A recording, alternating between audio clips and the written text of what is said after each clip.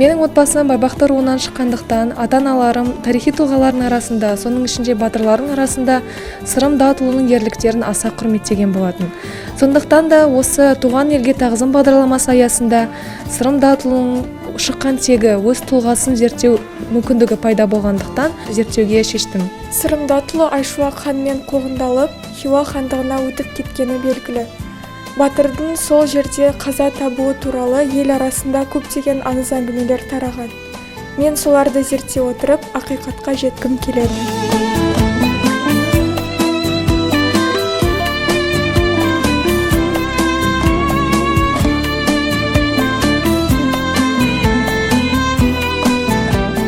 Жымпиты ауылына 3-ші күніміз бағытталған.